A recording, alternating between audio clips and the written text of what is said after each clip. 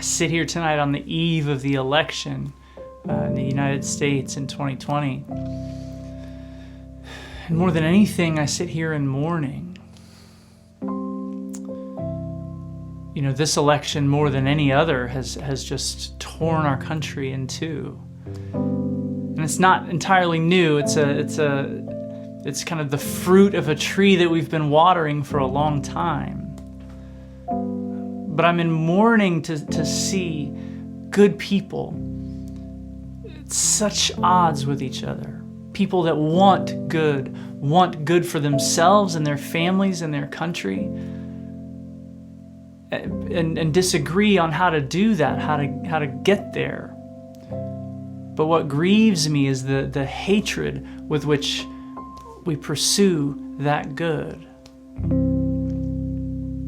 It grieves me that for the sake of love and compassion, we can hate another person. Because of a political difference or an ideological difference, we can hate one another. No other time have I seen in our country, and have many seen in our country, this kind of hatred and this kind of division over politics. And in my mind, this is where the brilliance of Jesus Christ comes in. You know, when I look at look down the road of where our country is going and where this war of cultures and mindsets and ideology is going, I don't see an easy way out of it. I don't see a time in which people are going to just change their minds and be okay. I don't know what drastic things are going to happen, but I do see the voice of Jesus. I hear the voice of Jesus coming and saying, love your enemies. Pray for those who persecute you. Bless those who curse you. Then you will be sons of your Father in heaven. There are many people in this time that proclaim to love Jesus, proclaim to follow him, and yet cannot love their enemies. That grieves me.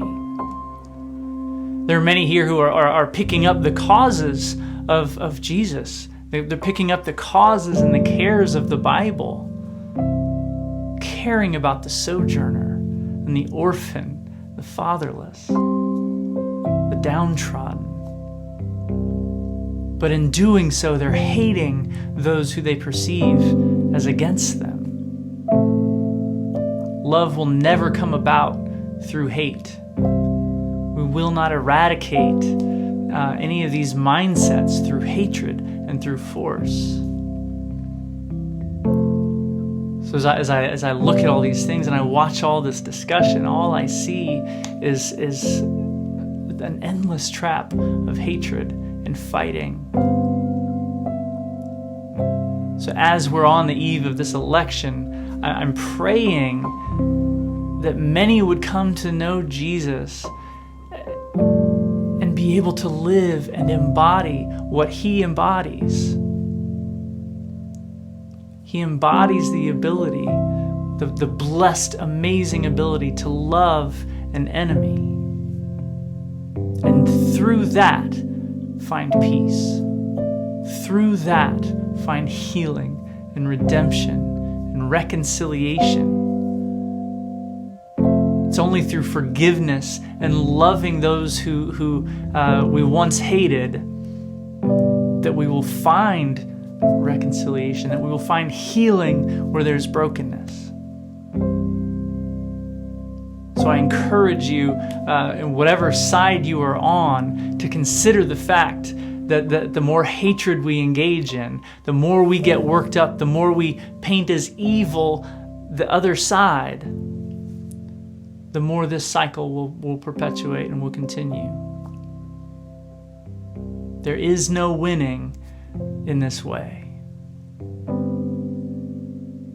So I encourage you, I challenge you.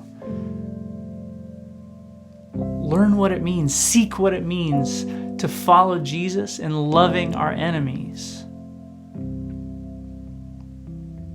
You will not get what you want through hatred or through neglect, through ignoring people who think differently from you. Jesus calls us in compassion and in love to pursue our enemies, sometimes in love. Not just ignore them and call that loving. The love of Jesus is active and it's aggressive and it's healing. So I pray that for our nation tonight. I pray for healing that can only come through the Father who gave us life. Healing can only come from the heart of Jesus that gives you your passion and fervor for all the things that you care about that are good. If those things are from Him, they can only be achieved through Him. And that can only become real if we can love our enemies, if we can bless those who curse us, if we can pray for those who persecute us. So if you're a Christian tonight, that is my charge to you. Vote however you feel convicted, but realize at the end of the day, we're called to love. We're called to compassion. We're called to bless those on the other side, because there is no other side. If you are not a believer tonight, I say to you that everything that you feel passionately about is there because of Jesus. Everything that you feel is good that needs to be defended and fought for is true because of Jesus, and will only come about through His way, through His kingdom, and through His power. So I invite you to start learning what that means, learning who He is. I'm not inviting you to a church. I'm not inviting you to a theology or a system. I'm calling you to look into who Jesus is. Because everything in you that is good is from Him. And it will only grow and become real through Him.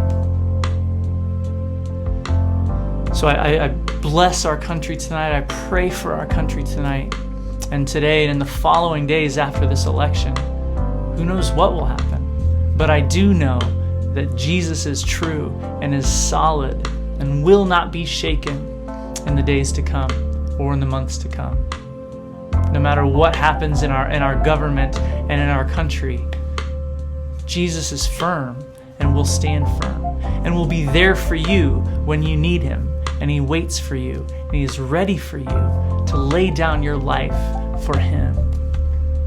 So I invite you into that tonight. God bless you. Amen.